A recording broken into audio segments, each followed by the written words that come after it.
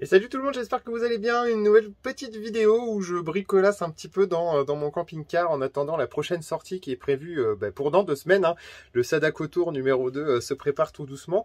Et donc je suis en train de faire quelques petits tests tout simplement. Et bien d'une part sur le chauffage puisque on est quand même fin novembre 2021 et la prochaine sortie je la prévois pour le 4 décembre. Donc en décembre il va pas faire très chaud, surtout dans le centre de la France. Donc je suis tout simplement en train de faire des essais. J'ai allumé le chauffage il y a, je sais pas quelle heure il est maintenant, il est 14h40, ça va faire quasiment 1 heure que j'ai allumé le chauffage. Il fait aujourd'hui 7 degrés dehors je crois, voilà, 8 degrés pardon, et il faisait à peu près 8 degrés aussi à l'intérieur du camping-car. Donc je suis en train bien de faire des petits essais. Donc j'ai mis le chauffage, alors j'ai un modèle de Trouba en fait qui n'est pas, je suis obligé de faire chauffer l'eau en même temps. Donc je suis en train de voir un petit peu comment ça se passe avec eh bien la ventilation, puisque j'ai pas encore eu beaucoup l'occasion de m'en servir du chauffage. Donc on peut voir qu'il y a une bouche qui est juste là, donc c'est celle qui crache le plus fort. Tout simplement parce qu'elle est juste à côté du Truma qui se trouve juste ici. J'ai vérifié, j'ai fait une petite révision en fait vraiment à l'œil pour voir si la ventilation avait besoin d'un nettoyage ou pas. Et bon bah les pales du ventilateur sont vraiment en très bon état, donc il n'y a pas besoin de le faire. Là j'ai aussi regardé un petit peu au niveau des bouches. Alors le problème apparemment c'est un problème classique un peu dans tous les camping-cars qui ont un système Truma.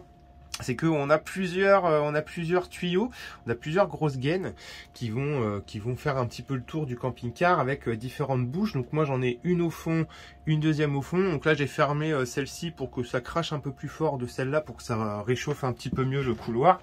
Celle-là, bon bah que je laisse ouverte puisque c'est celle qui est le plus proche. Ensuite j'en ai deux à l'intérieur de la salle de bain. J'en ai un juste au-dessus des WC et juste dans la douche en fait pour tout réchauffer. Et ça c'est un tuyau qui est indépendant, donc en tout et pour tout j'ai 3 tuyaux, enfin 4 plutôt.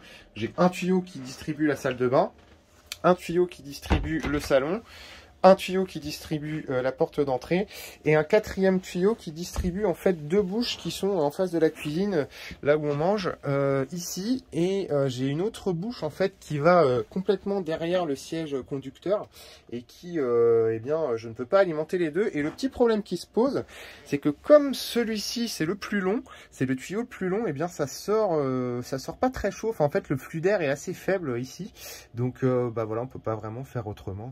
C'est comme ça un petit peu dans tous les camping-cars. Et j'ai vu qu'on pouvait ajouter un pulseur. Alors peut-être qu'un jour je ferai un petit bricolage avec un ventilateur d'ordinateur pour relancer un petit peu le flux d'air et que ça sorte un petit peu plus de cette bouche ici. Et j'ai un autre chauffage, mais ça c'est un chauffage qu'on utilise en roulant en fait. C'est le liquide de refroidissement qui va passer dedans. Et ça va permettre de chauffer la cellule même quand on roule. Comme ça, quand on arrive, il fait bien chaud partout.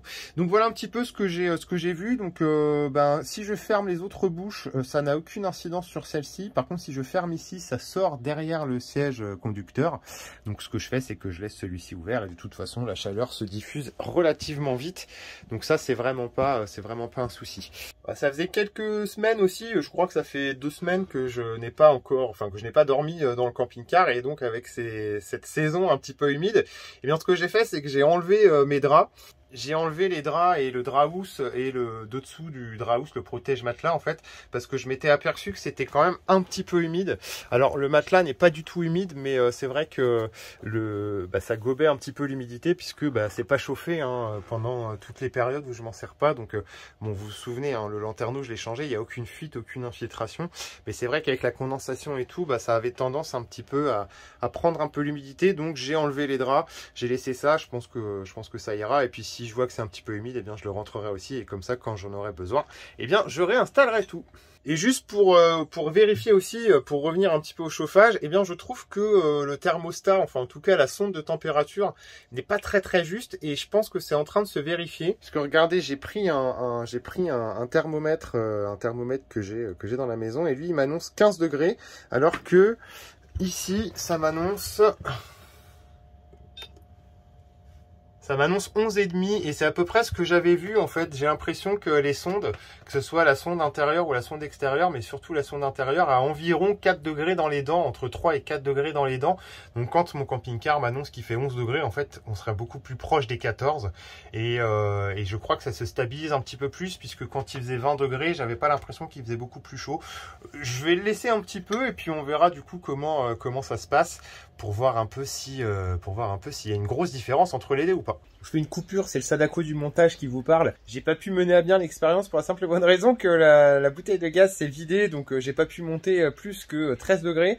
Et quand même, ce qui ressort, c'est que je pense que la sonde à l'intérieur de la cellule, eh bien, ne se met pas à jour en temps réel. Je pense qu'elle a besoin de quelques minutes. Peut-être qu'il y a une réactualisation toutes les 10 ou 15 minutes, puisque, eh bien, quand le chauffage s'est arrêté, le petit thermomètre manuel annonçait 13 degrés, non plus que ça, 15 degrés, je crois, 14 ou 15. Et le panneau d'affichage m'annonçait lui aussi 15 degrés. Donc je pense que tout simplement, il faut attendre quelques minutes avant que ça se réactualise. Donc au final, ça marche plutôt pas mal. Voilà, c'est tout pour cette vidéo. J'espère qu'elle vous aura plu. Je vous souhaite en tout cas une bonne journée ou une bonne soirée. Ça dépend à quelle heure vous regardez cette vidéo. N'hésitez pas à vous abonner pour la suite des aventures et à me suivre aussi sur Instagram, Sadako Van Life, pour retrouver des stories et des publications quand j'ai quelque chose à mettre. Salut tout le monde!